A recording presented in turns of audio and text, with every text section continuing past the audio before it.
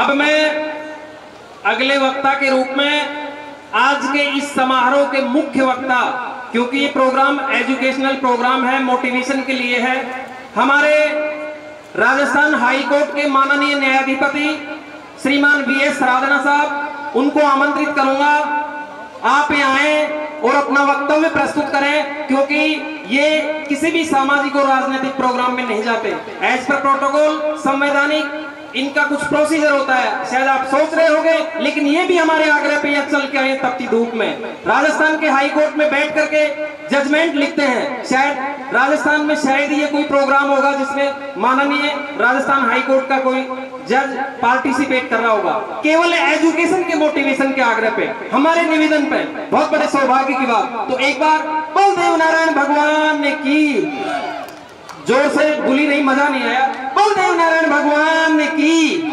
ऐसे आदरणीय justice VS Radhna साहब।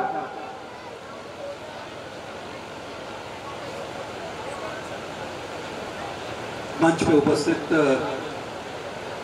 Doctor PS Verma, doctor RK. Gujar, बहन मोनेश, इंद्रराज जी, सना जी, और सीकर से बहन मनीषा जी, मोनेश हेरिटेज की महापौर हैं और इनसे मुलाकात कई शिक्षा से संबंधित जो प्रोग्राम होते हैं तो मेरी होती रहती है। तहसीलदार जी, रामचंद्र जी, और मंच पे मंचासीन अन्य गणमान्य और मंच के समक्ष उपस्थित श्रोतागण, सबसे पहले पोस्टपाल परिवार को बहुत बहुत बधाई कि ऐसा सराहनीय कार्य किया कि शिक्षा के संबंध में और जो शिक्षा के बल पर आज अपने जीवन में कुछ मुकाम बना पाए हैं, उन प्रतिभाओं को यहाँ सम्मानित किया। जहाँ भी मैं जाता हूँ कोशिश करता हूँ कि मेरा बात संवाद उन लोगों से हो जो शिक्षा से संबंधित रहें या शिक्षा के क्षेत्र में कुछ ऐसा काम कर रहे हैं जिससे समाज ज़्यादा से ज़्यादा शिक्षित हो सके। आज समय बदल गया है, शिक्षा सिर्फ डिग्री लेके आप हासिल कर लें और दिखा लें कि साहब मैं एमए कर लिया है, एलएलएम कर लिया है या एमकॉम कर लिया है, वो सबसे कुछ नहीं होगा, क्योंकि बदली हुई परिस्थितियों में आपको किसी न किसी प्रोफेशनल कोर्स में जिस चीज़ की आज के समाज को आवश्यकता है उसमें पढ़ाई करने की बहुत ज़्यादा ज़रूरत है। अब ये ज़रूरत आपको समझ में तब आएगी जब पहले थोड़ी बहुत शिक्षा मिल जाए। और ज़्यादातर मैं देखता हूँ कि इस तरह के जो समारोह होते हैं वहाँ पुरुष वर्ग तो अच्छी खासी संख्या में होता है, लेकिन महिलाएं अमूमन नादार रहती हैं। और हकीकत ये है कि बच्चे की जो पहला शिक्षक है वो माँ होती है। अगर माँ शिक्षित नहीं है तो वो बच्चे को वही सिखाएगी जो परंपराओं के अनुसार, रूढ़ियों के अनुसार सिखाता जाता रहा है, और वही धार्मिक धारणाएं जिसमें आपको बच्चे को ढालते जाएंगे। 4 साल का, 3 साल का बच्चा जब बोलना शुरू करता है तो पहले वो माँ बोलता है और माँ से ही पिता, भाई, बहन बोलना सीखता है। उसका जीवन शुरू होता है और वो बच्चे का मन एक बिल्कुल कोरे कागज की तरह होता है। उस पर जो भी लिखा जाएगा वो उसके कहीं न कहीं चेतन, अवचेतन और अचेतन मन में छपता हुआ चला जाता है। और फिर उन धारणाओं को तोड़ना वो चाहते हुए भी बड़ी मुश्किल होती है, उनको तोड़ के आगे निकलना। इसलिए बच्चों को अच्छी शिक्षा देने के लिए पहले ज़रूरी है कि माँ शिक्षित हो, और उसके लिए ज़रूरी है कि बेटी पहले पढ़े। बेटा अगर अभी न पढ़े तो कोई ज़्यादा फर्क नहीं पड़ेगा, लेकिन बेटी नहीं पढ़ेगी तो उसकी संतानें, आने वाली जो जनरेशन्स होंगी वो अनपढ़ रह जाएंगी। आप लोग कभी भी प्रेरणा लेने के लिए इतिहास में जो ऐसे प्रतिनिधि हुए हैं, ऐसी हस्तियां हुई हैं जिनका नाम आज इतिहास में है और सिर्फ देश के इतिहास में नहीं, संसार के इतिहास में है, उनसे प्रेरणा लेने से नहीं कतराए। कभी भी इतिहास को जाति के या समाज के पूर्वाग्रह से नहीं पढ़ें। अगर इतिहास को पढ़ेंगे तो इतिहास में आपको ये मिलेगा कि बाबर को हिंदुस्तान में बुलाने वाले और कोई नहीं, राणा सांगा ही थे। राणा सांगा जो राजस्थान के कुछ हिस्से पर जब राज कर रहे थे तो दौलत खान लोधी पंजाब में राज कर रहा था, इब्राहिम लोधी दिल्ली का राजा था और दौलत खान लोधी और राणा सांगा ने अपने अपने दूत भेजकर बाबर को यहाँ निमंत्रण दिया कि आप इब्राहिम लोधी पर हमला कीजिए। तो अब आप देखिए, दौलत खान लोधी जो खुद एक मुस्लिम है, इब्राहिम लोधी खुद एक मुस्लिम है, उसके ऊपर आक्रमण करने के लिए एक मुसलमान राजा को ही बाबर को यहाँ पे बुलाया जा रहा है। तो मैं ये कहना चाहता हूँ कि इतिहास में अगर आप इतिहास को ढंग से पढ़ेंगे तो आपको समझ में आएगा कि राजाओं का धर्म से उतना ही लेना देना है जितना जब तक उनका कार्य साधा जा सके। अगर उसके अलावा धर्म से राजाओं का न कोई लेना देना है न रहा है। इसी आधार पर आप अब जो नई व्यवस्था जिसमें हम जी रहे हैं, जनतंत्र, लोकतंत्र है, लोकशाही में, इसी आधार पर आप अपने हर जनप्रतिनिधि को उसी कसौटी पे खड़ा कसिए, उससे सवाल पूछिए। सवाल पूछने की परंपरा तो हम जब तक नहीं पूछेंगे, नहीं इस परंपरा को तोड़ेंगे और सवाल पूछना शुरू नहीं करेंगे तो वो राजा बने रहेंगे, आप प्रजा बने रहेंगे। अगर जनतंत्र को वास्तव में जीना है, प्रजातंत्र को वास्तव में जीना है, तो प्रजातंत्र में प्रजा राजा है और प्रतिनिधि उसका सेवक है। लेकिन देखने में कुछ उल्टा ही नजर आता है। तो अपने प्रतिनिधियों से, चाहे वो पंच है, सरपंच है, विधायक है, मंत्री है, मुख्यमंत्री है, सवाल पूछने से पीछे मत हटिए, क्योंकि जब तक आप सवाल नहीं पूछेंगे आपके समस्याओं का समाधान कभी नहीं होने वाला।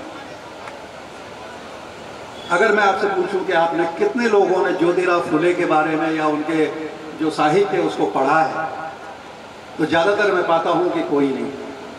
और अफसोस और तक बढ़ जाता है कि जो समाज तथाकथित उनको अपना मानता है वो भी उसके बारे में नहीं पढ़ते और उससे कही हुई बातों पे आज भी अमल नहीं करते।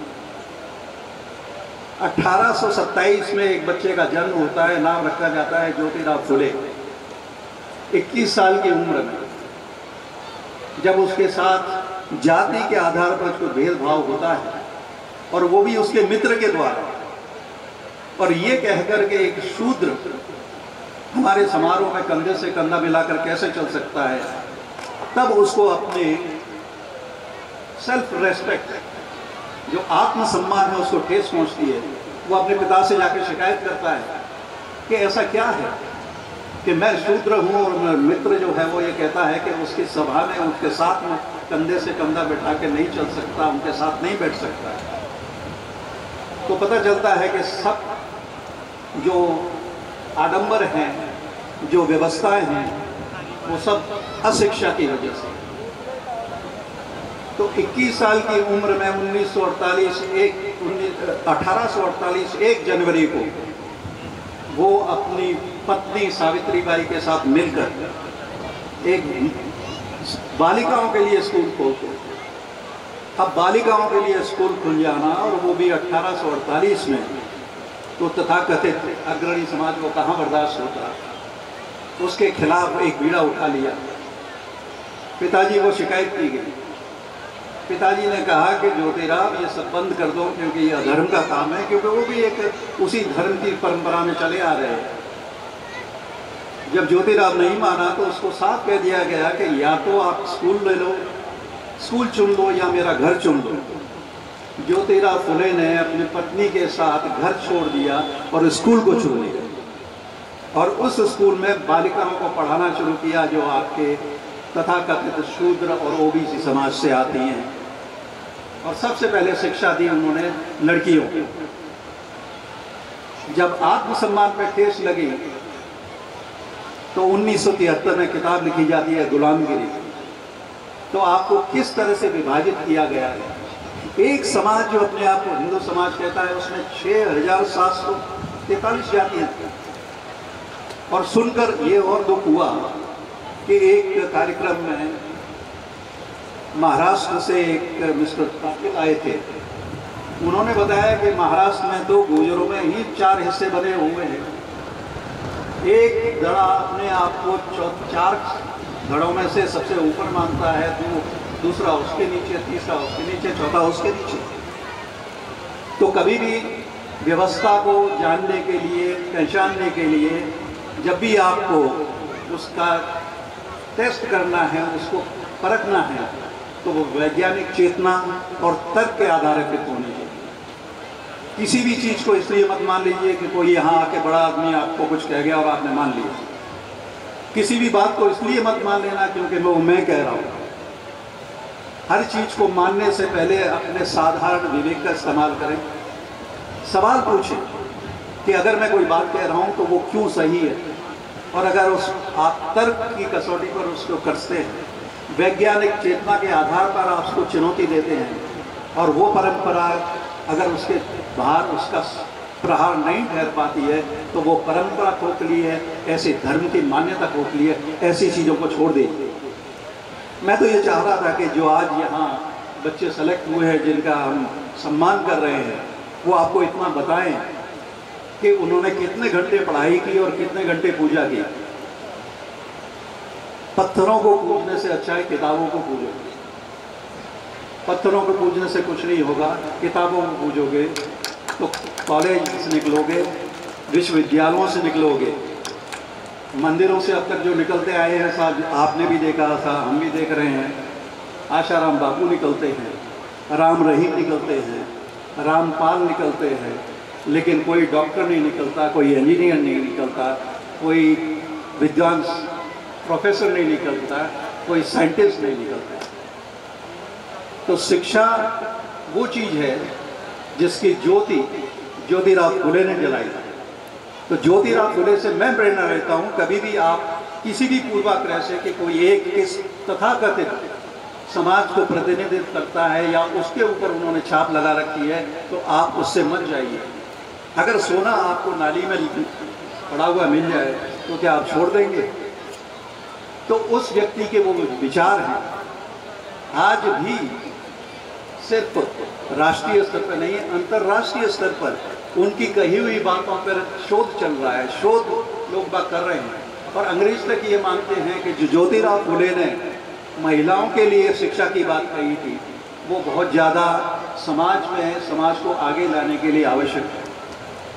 किसी भी समाज की प्रगति को अगर आप देखना है, कोई पैमाना देखना है कि कोई समाज कितना प्रगतिशील है, तो सिर्फ एक चीज़ देख लीजिए कि वो समाज की महिलाएं आज समाज में कितना आगे बढ़ी हैं, वो समाज उतना ही आगे बढ़ा हुआ होगा। IAS के रिजल्ट्स देखिए, जाट समाज जिनका के रिजर्वेशन तक नहीं है, इस बैच में उनके शायद 80 से ज़्यादा IAS चुने गए थे। तो हमारे समाज से ये IAS क्यों नहीं आते? आप सिर्फ धर्म में अटके रहते हैं, आप मंदिरों में अटके रहते हैं, आप मस्जिदों में अटके रहते हैं। आप जाति की बात मत कीजिए, जमात की बात मत, क्योंकि जितना आप बटे रहोगे तो उतने ही बट के आप पिटते रहोगे।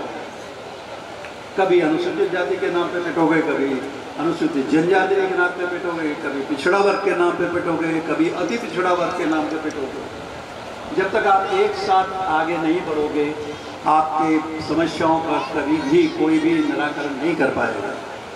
आपको उस व्यवस्था को समझना है कि जब आप OBC की 52% बताए गए हैं, वो भी 1931 की जनगणना के अनुसार, तो क्या आज 52% ही आपके IAS हैं क्या? क्या आपके 52% ही इस OBC समाज से हाईकोर्ट के जज हैं क्या? क्या आपके 52% सुप्रीम कोर्ट में जजेस हैं क्या? ये क्यों नहीं है, इसके बारे में सोचिए। डॉक्टर BR अम्बेडकर को अगर आप जानते हैं तो सिर्फ एक उसको खांचे में आपने डाल के देखा होगा। Doctor B.R. अम्बेडकर ने इतनी पढ़ाई की और अनुसूचित जाति से वो आते थे जिनको पढ़ने के लिए भी सुविधा नहीं थी। तो 6 साल के 8 साल का बच्चा तो कक्षा के बाहर दरवाजे में लेट जाता था, क्योंकि उसको कक्ष में नहीं घुसने दिया जाता था, अछूत होने के कारण बाहर ही बैठाया जाता था। तो लेट के ये कहता था कि जब तक मुझे कक्षा के अंदर नहीं आने दिया जाएगा मैं कक्षा के दरवाजे पे लेटा रहूँगा, मैं यहाँ से उठूँगा। उसने वो शिक्षा ली लंदन स्कूल ऑफ इकोनॉमिक्स से, इकोनॉमिक्स में DSc, ऐसी उपाधि है जो आज कोई भारतीय तो क्या 1923 से लेके अगले साल 100 साल हो गए हैं, कोई साउथ एशिया का व्यक्ति भी वो डिग्री हासिल नहीं कर सका। ऐसे व्यक्तियों से हमको प्रेरणा लेती है, मैं उनसे प्रेरणा लेता हूँ।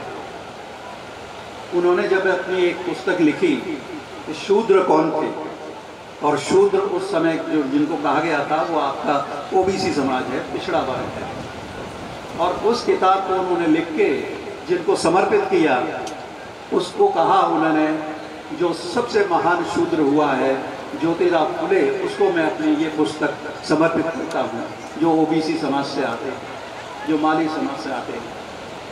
तो जहाँ से आपको प्रेरणा मिलती है वहीं से प्रेरणा लीजिए। प्रेरणा के लिए आपको ये नहीं देखना है कि कौन किस समाज से आता है। वैसे हम नकल करने में बहुत होशियार हैं। नकल करने के लिए हम अमेरिका की बात करेंगे, हम UK की बात करेंगे, फ्रांस की बात करेंगे, कनाडा की बात करेंगे, लेकिन जब उस नकल को अकल के साथ यहाँ इम्प्लीमेंट करने की बात आएगी तो हम पीछे हट जाएंगे। महिलाओं को आगे बढ़ाने की बात हम करेंगे, लेकिन महिलाओं के आगे बढ़ाने की बात अगर मैं करता हूँ या कोई भी पुरुष करता है तो वो उस घर के दरवाजे तक पहुँचते पहुँचते दम तोड़ देती है, क्योंकि महिला की बात अगर करनी है तो वो महिला को ही पहले बताएंगे। हम यहाँ आते हैं आपस में एक दूसरे को बहुत समझाते हैं कि समाज पिछड़ा है और समाज पिछड़ रहा है, ये तो सबको मालूम है, लेकिन जिनको ये बात समझानी है उनको समझाने के लिए कोई नहीं जाता।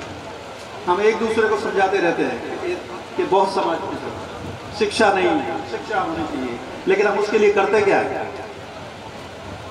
तो करने के लिए जो छोटी सी एक मैंने सोचा है उसके लिए है कि आपके जहाँ जहाँ मंदिर बनाते हैं, आप जहाँ जहाँ इस तरह के भव्य आयोजन करते हैं तो वहाँ आप एक मंदिर के साथ में एक विद्या मंदिर के लिए भी एक छोटा सा कमरा बना दीजिए और उसमें एक डिजिटल लाइब्रेरी लगा दीजिए,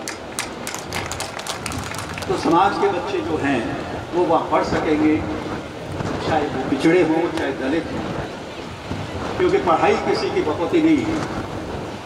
और ये शब्द मैं आपको डॉक्टर B.R. अम्बेडकर की बता रहा हूँ कि शिक्षा शेरनी का वो दूध है जो पीता है वो दहाड़ता है, लेकिन शेरनी के दूध को पचाने के लिए थोड़ी ताकत भी चाहिए। और ये आप चाहे किसी भी क्षेत्र में हो उसको आजमा के देख लीजिए। अगर आप पढ़ाने का काम करते हैं, अगर आप टीचर हैं, तो अगर आप अपने विषय में अच्छी तरह से तैयारी करके जाएंगे तो आप दहाड़ कर बोलेंगे। कहीं प्रतियोगिता अगर होती है तो आप उसमें दहाड़ कर बोलेंगे। और ख़ास करके जो वकालत में यहाँ बच्चे हैं उनसे मेरा आग्रह है कि खूब पढ़ें, और शॉर्टकट सक्सेस का कोई नहीं है। छोटे रास्ते से कभी भी कोई सफलता नहीं मिलती है। अगर आप तैयारी करके जाएंगे तो मैं इस दावे के साथ कह सकता हूं कि अगर जज तैयार नहीं है, जज पढ़ के नहीं आया है आपके मुकदमे को, तो वो भी आपको मंत्रमुग्ध होकर सुनेगा। और ये मैं अपने अनुभव से बता रहा हूँ। तो चाहे आप किसी क्षेत्र में भी हैं, जब तक आप उस क्षेत्र में अपना महारत नहीं हासिल करेंगे तब तक आप नहीं किसी पे दाढ़ सकते। अगर आप खेती के बारे में अपने आप को कहते हैं कि मैं खेती के बारे में सब जानता हूं, तो खेती के बारे में आपको इतना जानना चाहिए कि कृषि वैज्ञानिक भी जब से आपसे बात संवाद करें तो उसको भी महसूस हो कि ये किसान है, ये मुझसे भी ज़्यादा इस क्षेत्र में जानता है। तभी आपका कोई लोहा मानेगा और तभी आपकी दाढ़ सुनी जाएगी, वरना डिग्री लेके तो खूब लोग घूम रहे हैं, घूमते रहेंगे और जाते रहेंगे। हमेशा याद रखिए, बिल्डिंग के ऊपर जो माला होता है उसके ऊपर ही जगह मिलती है। बीच में तो आपको एक के ऊपर एक, एक के ऊपर मालाएं बने हुए मिलेंगे, लेकिन छत हमेशा खाली होगी। इसीलिए कहा गया है कि there is always vacancy at the top. तो जहाँ उच्च शिखर है उसको अपना लक्ष्य बना के चलिए, उस शिखर पे पहुंचिए।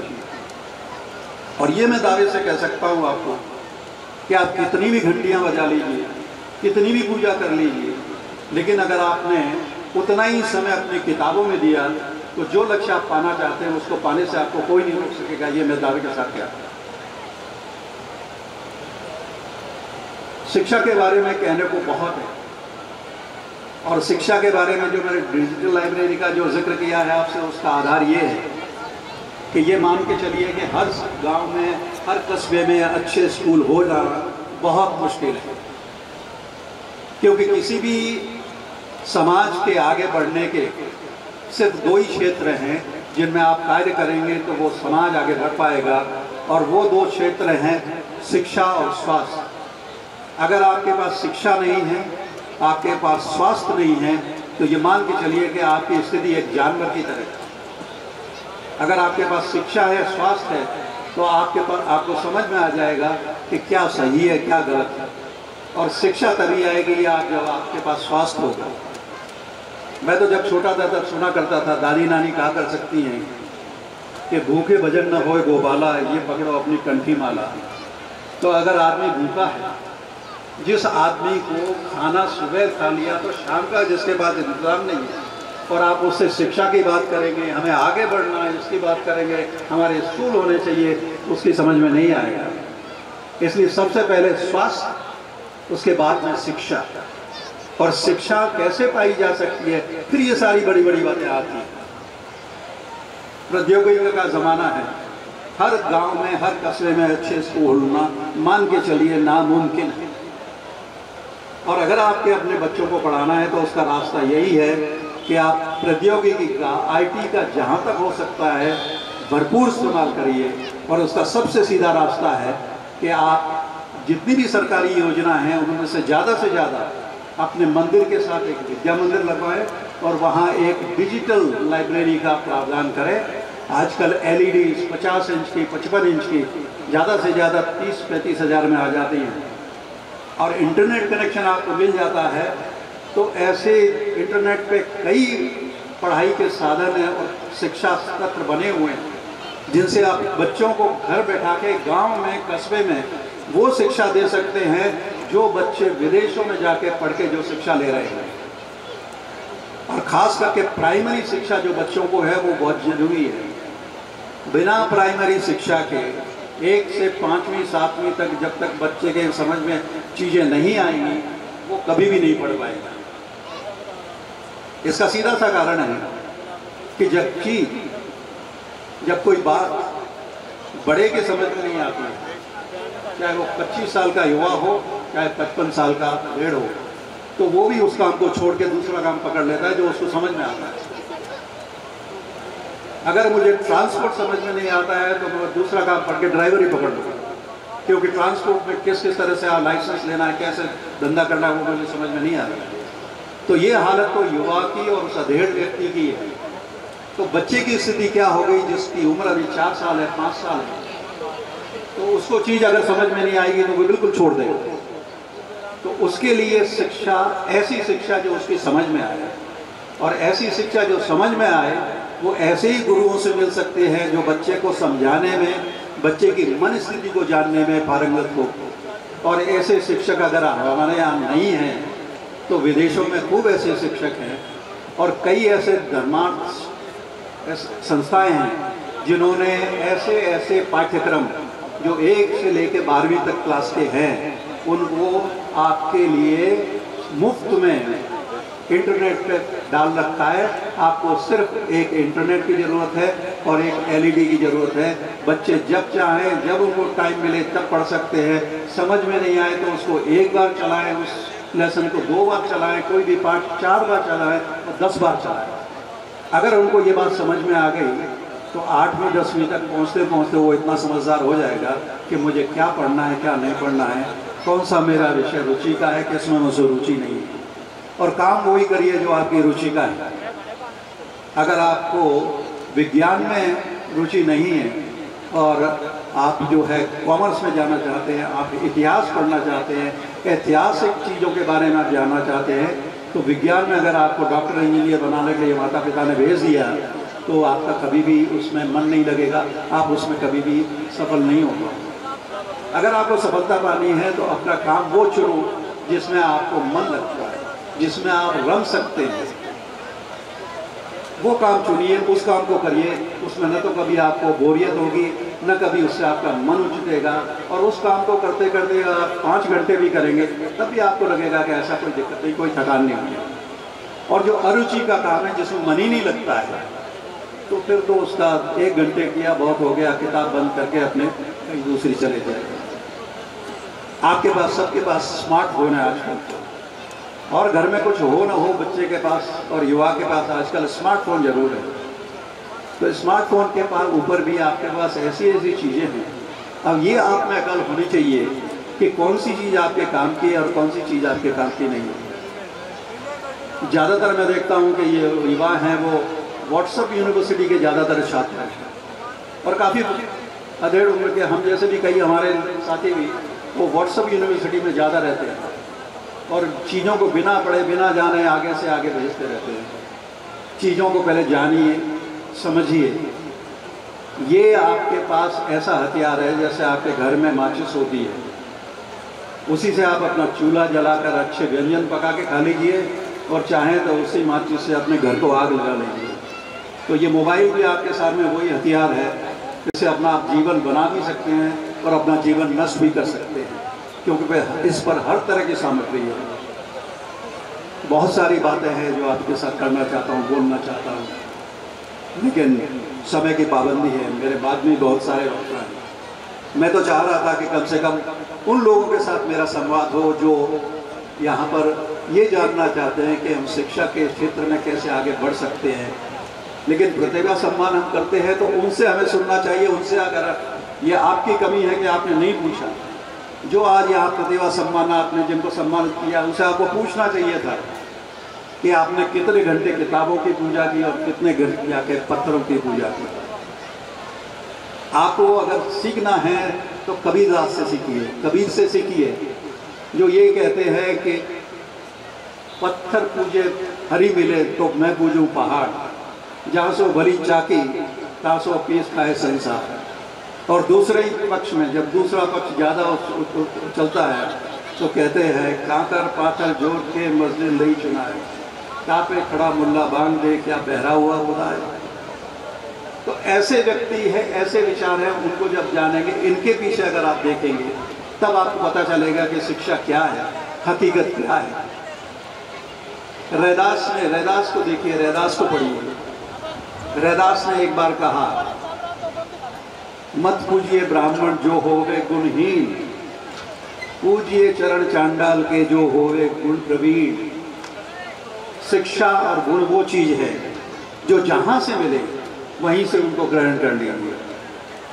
इसीलिए कहा गया है कि साधु ऐसा चाहिए, साधु का यहाँ अर्थ है साधक से, जैसा सूप सुहार, सार सार को गहरे तोता दे उड़ाए। भूसे से गेहूं आप अलग करते हैं तो गेहूं रह जाता है और तोता उड़ा दिया जाता है। तो साधक को उस रूप के समान है। विद्यार्थी है जो सीखने वाला है, उसको वो चरित्र पैदा करना है कि वो ये जान सके कि इसमें से गेहूं क्या है और तोता क्या है, तो मुझे क्या रखना है, क्या मेरे काम की चीज़ है, क्या बेकार चीज़ है। जब भी आप सुनते हैं, जब भी आप अपना रिएक्शन किसी पे प्रतिक्रिया देते हैं, तो हमेशा ध्यान में रखिए कि जो कोई बात कह रहा है वो तो क्यों कह रहा है। मैंने ज़्यादातर देखा है वो भी इसी समाज के बच्चे जो है ज़्यादातर है जय श्री राम, जय हनुमान, इनमें लगे हुए हैं। लेकिन कभी कभी जय विज्ञान, जय पुस्तकालय, इसका भी करें। इसके बजाय अगर, क्योंकि देखिए नारा लगाने में और आस्तिक हो जाने में कोई दिमाग की जरूरत नहीं। किसी का पैर टूट जाता है, भाई क्या हो गया, इस आपका क्यों टूट गई, ऊपर वाले की इच्छा, क्योंकि इसके आगे कोई आपको देर कहना ही नहीं, टांग क्यों टूटी, ऊपर वाले की इच्छा। आप गिर क्यों पड़े, ऊपर वाले की इच्छा। अरे भाई गिरे इसलिए कि आपने अपना संतुलन ठीक नहीं रखा, गुरुत्वाकर्षण है पृथ्वी में, वो अपना काम करेगा। अगर आप ढंग से नहीं चलेंगे, बैलेंस नहीं बनाएंगे तो गिर जाएंगे, गिरेंगे। इसमें विज्ञान है। इसमें ऊपर वाले को क्या मजा आ रहा था कि आपकी टांग तोड़ के वो खुश कर दो जाता, वो क्यों खुश होगा आपके पैर? आपने उनका क्या बिगाड़ा जो आपका पैर तोड़ दे? मोटरसाइकिल में आप चलते हैं, जब तक चलते रहते हैं, संतुलन आपका बना रहता है, तब तक आप नहीं गिरते हैं। जहां आपने रोका वहीं आप गिरेंगे, या पाँव आगे बढ़ाना पड़ेगा। और पाँव बढ़ाने में आपने गलती कर दी तो फिर आपकी टांग टूट जाएगी। फिर आप ये मत कहना कि ऊपर वाले की मत, क्योंकि वो कहने के लिए आपको दिमाग लगाने की आवश्यकता नहीं है। लेकिन क्यों मैं गिरा, क्यों मेरी टांग टूटी, इसके लिए गुरुत्वाकर्षण क्या है, ये सब पढ़ना पड़ेगा, ये विज्ञान जानना पड़ेगा। इसके लिए आपको सोचना पड़ेगा, इसके लिए आपको शिक्षित होना पड़ेगा। तो भाग्य और भगवान एक दो ऐसे शब्द हैं जिनसे बचने के लिए इंसान को बुद्धि का बिल्कुल भी इस्तेमाल नहीं करना पड़ता। कुछ भी बुरा हो जाए, मेरा भाग्य है सर, आपका सिलेक्शन क्यों नहीं हुआ, आपने तो इतनी मेहनत की, मेरे भाग्य में नहीं था। अरे भाग्य में नहीं था, आपने मेहनत क्यों नहीं की जो आपको मेहनत करनी चाहिए? क्योंकि भाग्य का बहारा देके अपनी असफलता का जो है रोना, आप भाग्य और भगवान को देके मैं आज़ाद हो जाता हूँ, तो मैं उससे मुक्त हो गया, मैं जाके आराम से सो सकता हूँ। लेकिन सिलेक्शन क्यों नहीं हुआ, इसके लिए आपको सोचना पड़ेगा, क्योंकि आपने पढ़ाई नहीं की, या पढ़ाई जिस ढंग से की जानी चाहिए थी उस ढंग से नहीं हुई। इसलिए हमेशा जब भी कोई आप काम करते हैं, चाहे खेती करें, चाहे कि किसी भी क्षेत्र में जाएं, हमेशा वैज्ञानिक सोच और तर्क के आधार पर उसको पहले खरा मानिए, पहले उसको कसिए, तब जाके आप मानिए कि जो कुछ हो रहा है वो क्यों हो रहा है। वो इसलिए नहीं हो रहा है कि जो ऊपर वाला चाहता है। ऊपर वाले को मैंने तो बहुत ढूंढा, कहीं मिला नहीं। और ये मैं आपको सत्य कह देता हूँ, ये मेरे अनुभव की बात है कि मैंने इधर उधर जाने और घंटियों और भाग्य भगवान के बजाय जो मुझे करना चाहिए था वो किया। मैंने जो किताबें पढ़ी, जब मैं लॉ कर रहा था, कानून की पढ़ाई कर रहा था, तो एक सीरीज आती थी उस टाइम पे, हमारे टाइम में एक लेखिका थी उषा सीरीज। वो 1 महीने में आप पढ़ाई कीजिए और लॉ की पढ़ाई आपको पूरी हो जाएगी, LLB की शिक्षा ले लेंगे 1 महीने के अंदर। उसमें जो आपके लीडिंग केसेस होते थे, जो प्रकरण सुप्रीम कोर्ट ने जिनके ऊपर निर्णय दे दिया कि कानून की व्याख्या क्या होगी, वो 1 पेज में 4 लाइन में आपको बता दी जाती थी, और वो रट के आप पास हो जाएंगे तो हो जाएंगे, तो फिर आप वकील भी वैसे ही बनेंगे।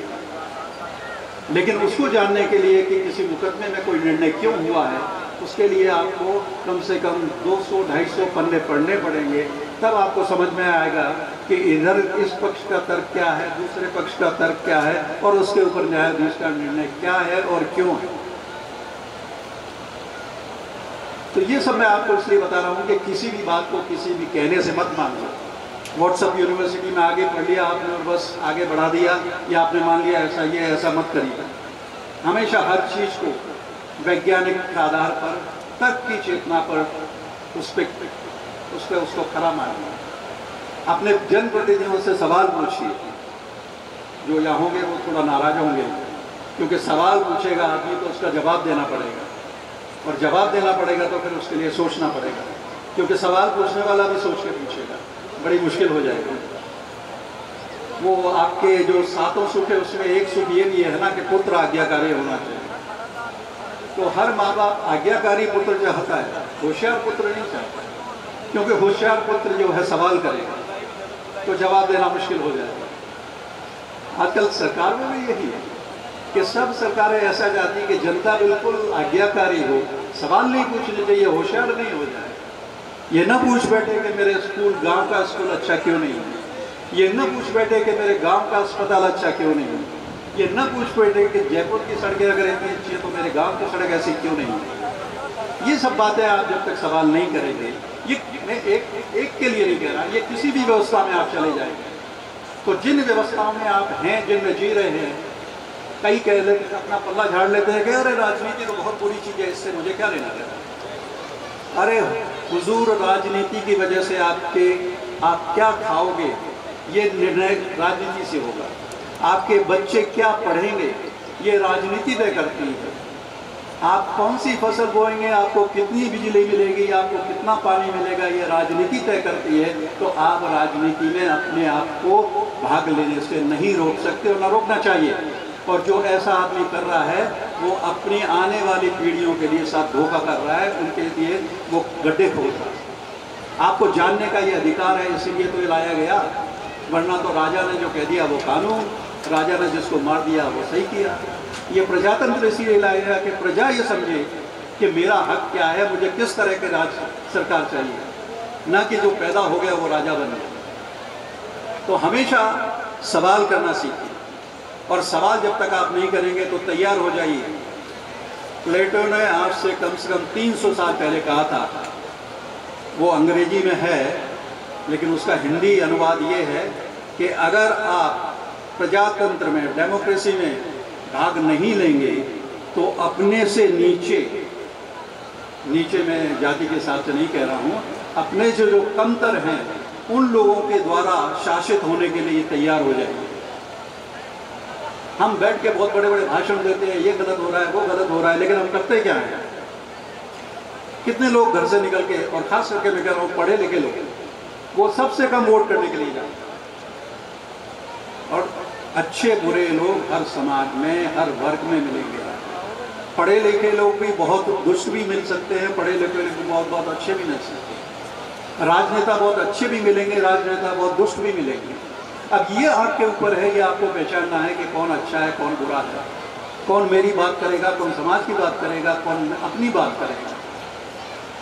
वरना जो हालात हैं उनको आप अपने दिमाग से सोचिए, वैज्ञानिक आधार पर तर्क कीजिए कि आपके कितने प्रतिनिधि हैं और आपका क्या हाल है और क्यों है। तो इसलिए सवाल पूछना जरूरी है। तो ऐसे सवाल पूछने के लिए आपको ज्योतिराव फुले की गुलामगिरी पढ़नी चाहिए। ऐसे सवाल पूछने के लिए और कारण जानने के लिए आपको डॉक्टर B.R. अम्बेडकर की जाति का विनाश पढ़ना जरूरी है। ऐसी चीज़ें जानने के लिए आपको E.V. रामास्वामी वेंकट स्वामारामी पेरियार, उसका इतिहास पढ़ने की जरूरत है, उनके विचार जानने की जरूरत है। पेरियार ने तो ये तक कह दिया था कि भगवान की सृष्टि करने वाला मूर्ख, पूजने वाला महामूर्ख और उसको पुजाने वाला बर्बर है। इस बात पर तो याचिका लग गई मद्रास हाई कोर्ट में, और ये कहा कि इससे हमारी धार्मिक भावनाओं को ठेस पहुंचेगी। न्यायालय ने कहा कि जो पेरियार ने कहा वो किया और उसने समाज को वो बताया, तो इसमें ऐसी किसी की समाज की धार्मिक भावनाएं आता होने की कोई बात नहीं है। तो याचिका को निरस्त कर दिया। आगे ऐसे बहुत सारे उदाहरण हैं जिन्हें आपको इतिहास से दे सकता हूँ, उन समाजों से दे सकता हूँ जिन्होंने इस पिछड़े वर्ग को आगे लाने के लिए अपना पूरा जीवन समर्पित कर दिया, लेकिन हम लोग उनके बारे में नहीं पढ़ सकते। और वो हम नहीं इसलिए पढ़ रहा है कि ऐसे लोगों का साहित्य अब तक ऊपर सतही तौर पे मिला भी नहीं, बड़ी मुश्किल से मिलता है, और वो कहाँ मिलेगा ये जानने के लिए भी शिक्षा जरूरी है। एक और बात आपसे करना चाहता था, लेकिन अब क्योंकि समय की सीमा है तो मुझे अपनी वाणी को यही विराम देना पड़ेगा। आप लोगों ने बुलाया, आदर सम्मान दिया, उसके लिए बहुत बहुत धन्यवाद। जय भारत। धन्यवाद, जोरदार ताली बजाएं आप एक बार इनके लिए। ये हाई कोर्ट में फैसले लिखाते हैं, लेकिन पहली बार शायद आज पब्लिक के बीच में इन्होंने इतनी बात बोली है। ये हम सबके आग्रह पे, इनको कहां टाइम है। बोल देव नारायण भगवान की जय।